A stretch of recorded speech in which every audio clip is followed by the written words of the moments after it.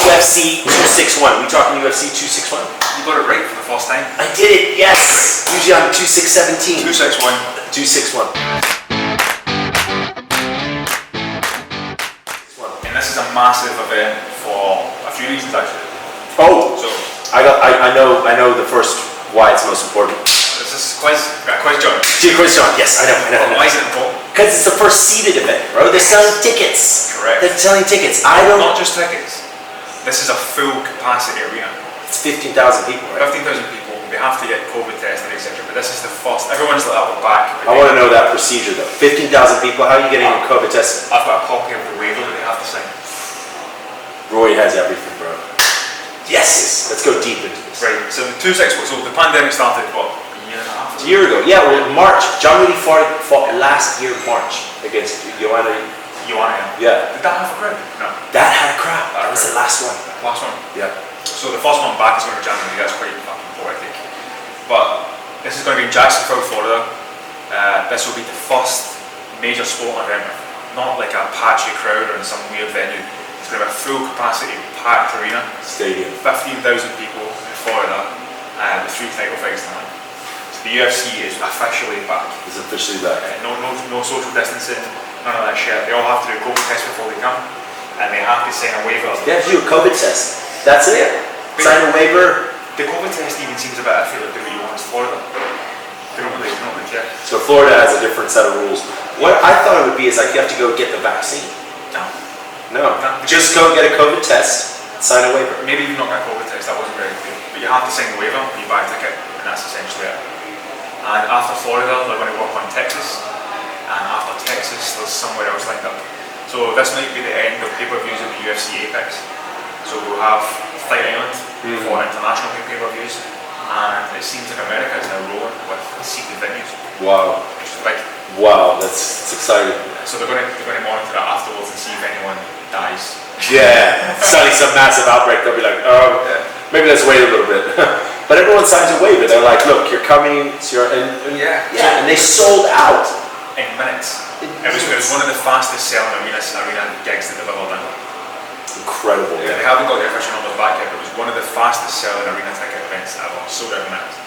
Probably because of the lineup. But yeah. Not only that, but the Nate Diaz fight is sold out as well. Yeah, the Nate Diaz one with, that's the Oliveira Chandler card there.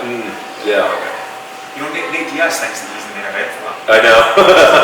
But we would expect that from Nate Diaz. We'd be like, yeah, absolutely, bro. You're probably cool, eh? I know. Yeah, so these guys have to sign a waiver that basically says the holder fully understands and agrees that attendance at UFC 261 may lead to exposure to COVID, and that contraction of COVID may result in severe and permanent damage to the health, including but not limited to the death, fever, weight loss, blah blah blah blah, loss of income. So basically, you might get COVID, you might die from COVID, and if you're okay with that, here's a ticket. Here's your ticket. $60 Sold out. Sold out in minutes. Sold out in minutes. Yeah. So that makes sense. But I mean, the lineup speaks for itself. Oh, it's hilarious, right? So should we start with the first one? Go the first one, go all the way through. Usman versus Masvidal 2. Now, I'm not quite sure. I'm feeling quite pessimistic today. I don't know why I'm being so depressive with these fights. I'm not sure why anyone's... Jake Paul's kind of put a bad taste in your mouth. Jake Paul's pissed me off. Yeah. It's Jake Paul's fault. Rory's got a bad taste in his mouth. Jake. Obviously, Usman Masvidal 2 is good from the build-up perspective. Okay. But I'm not quite sure what everyone's expecting from Rory Masvidal against Usman for the second time.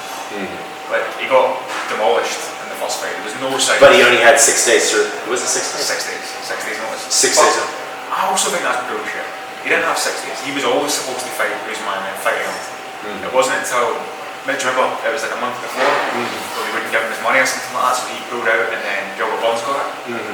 So Jorge Masvidal was expecting to fight Usman for the majority of what would have been 12-week camp. That's right. Yeah. He only had maybe 3, maybe 4 weeks of that where he thought it might not happen. So unless he just went wild and lost his fitness in 3 weeks, it wasn't that big a thing at the time. And anyway, just to summarise that was the last time that Masvidal fought. Yeah.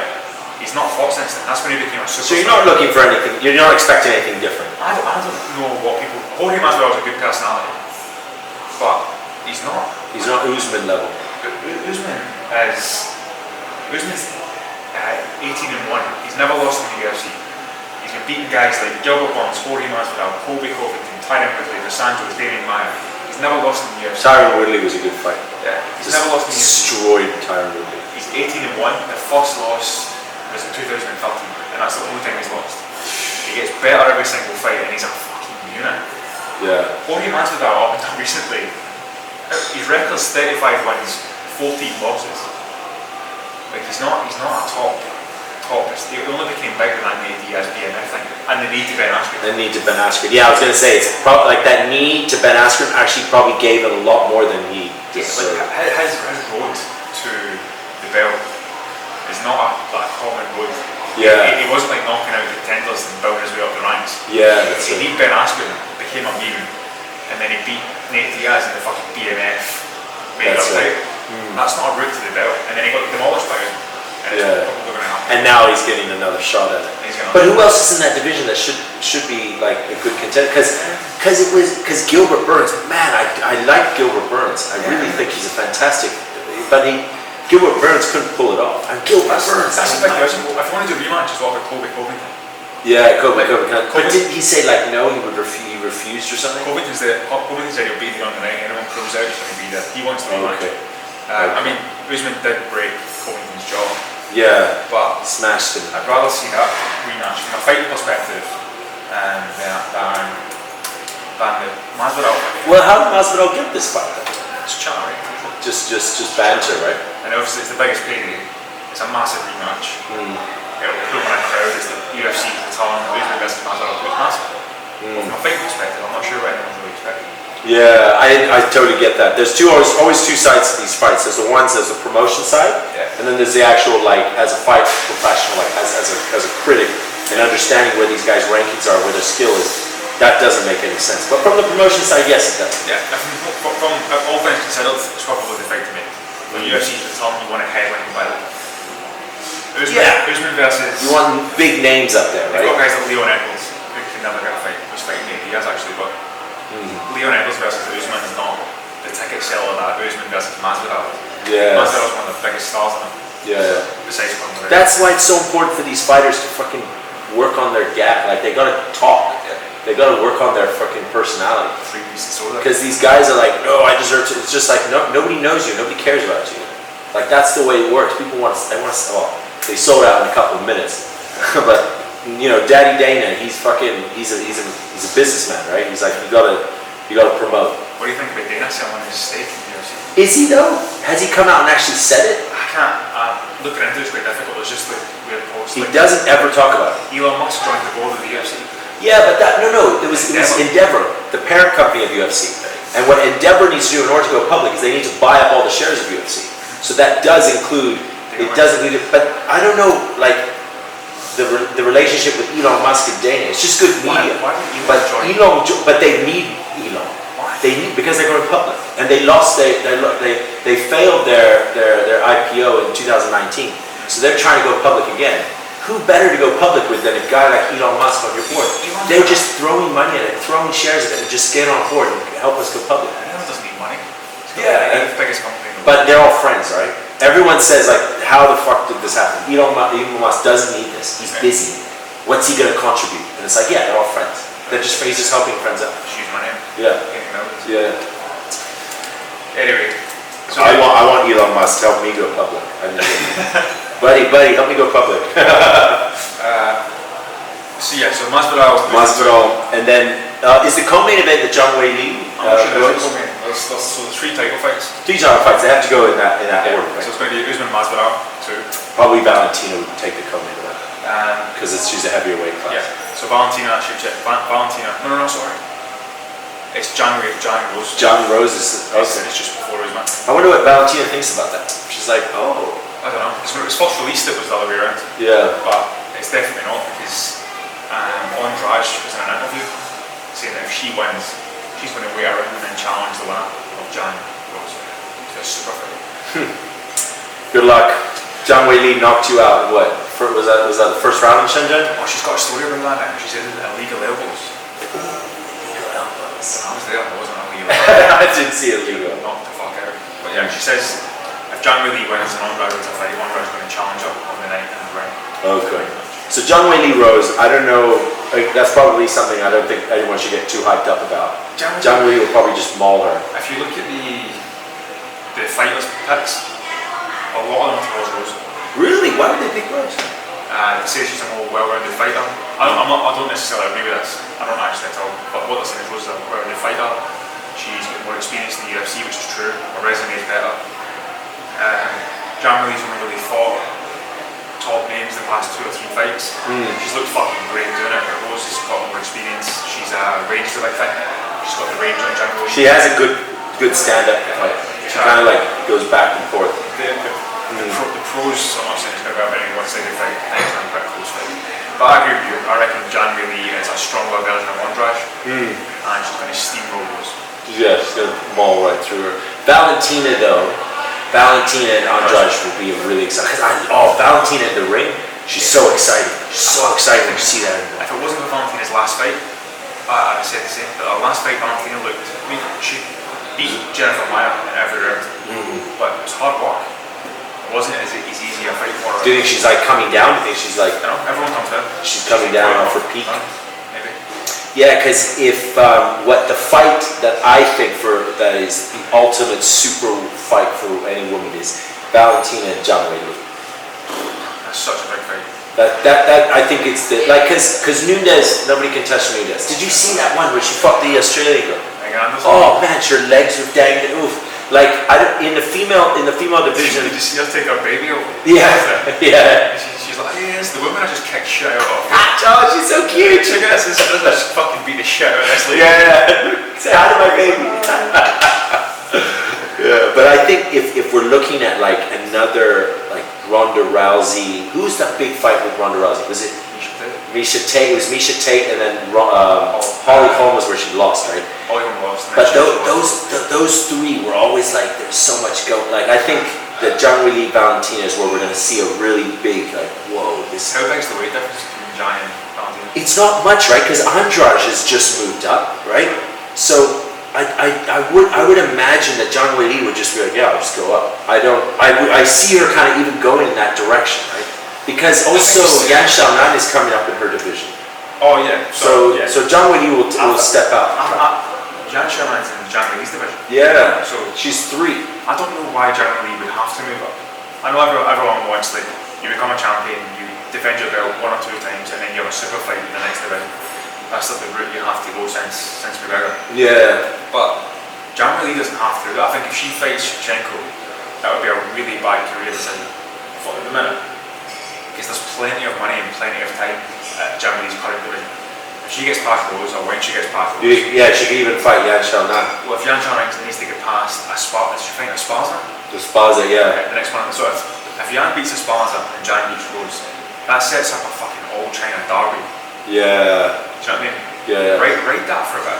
Be the champion of China, or the UFC's first Chinese champion. Write that as long as you can. She needs to beat Rose in order to beat like the top 3 in that division. And then Yan's next in line, then maybe Esparza and another fight. If Zhang can go past Rose, I reckon she can control that division like people did with Jose Aldo. Yeah, for at least a couple of years, 2 years. Adesanya, McGregor did in the featherweight division. Wait for Valentina to kind of drop off a bit. Yeah, maybe do that, yeah. But there's no need to be looking at Shevchenko as the goal. Yeah. She is the king of her division. The proper king, the same as Adesanya has got that reign over his division. Yeah. The same as Jose Aldo had it over his, or John Jones had it over lightweight. She could be that for the women's division. And just fight the number 1 contender. Yeah. Just keep doing it. Do it in Shanghai, do it in Beijing, do it in Singapore. Just fight the number 1 contender and you're the main event. Zhang Weili is who gives a fuck who she's fighting? She becomes that star for Asia.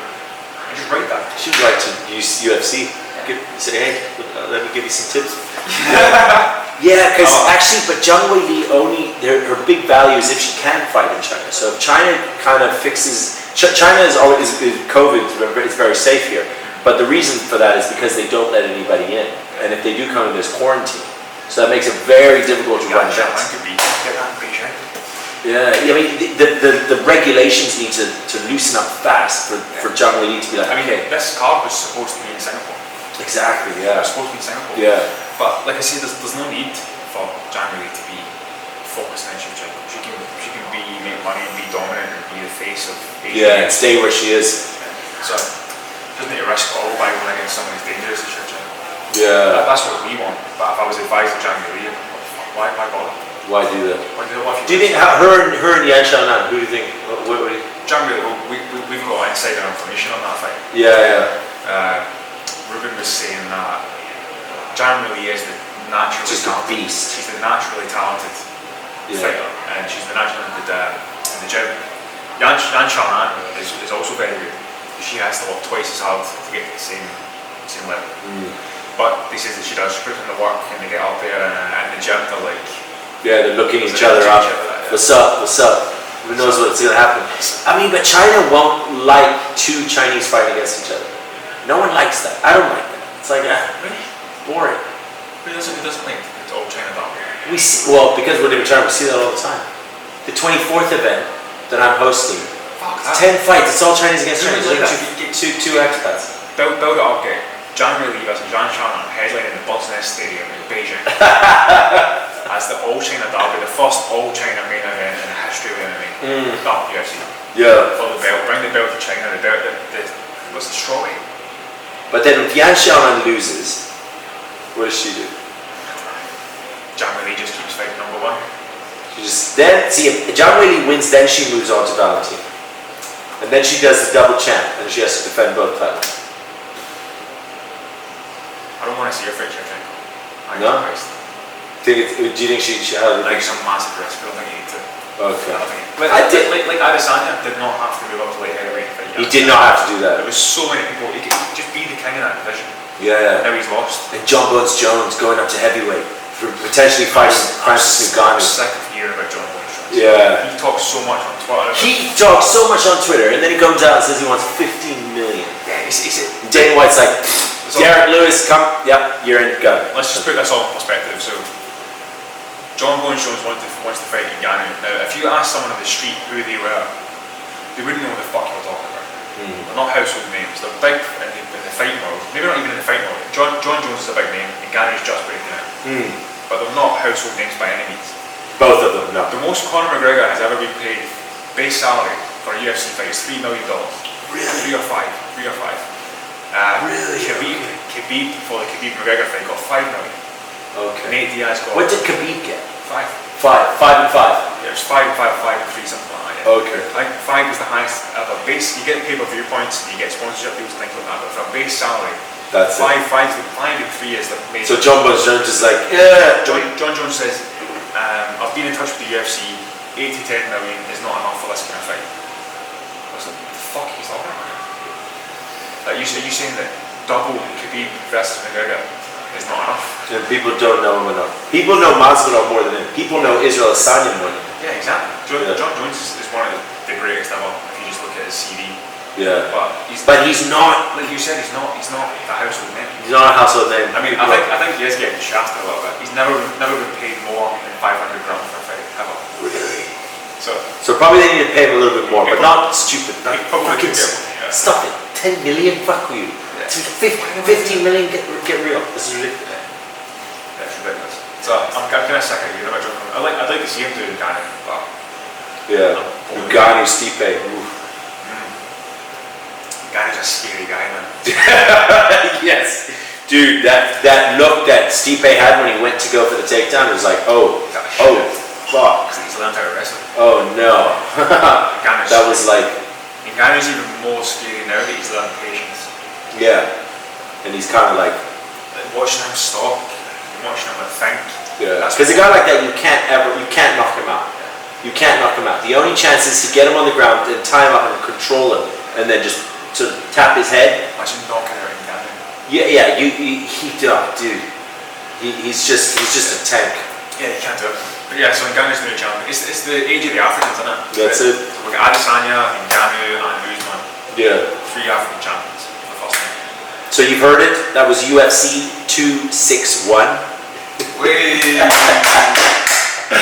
Masvidal versus Usman, Zhang Weili versus Rose, and Valentina versus Andrade. Stay tuned. More episodes coming. Comment in the section below, like, subscribe, you know the deal.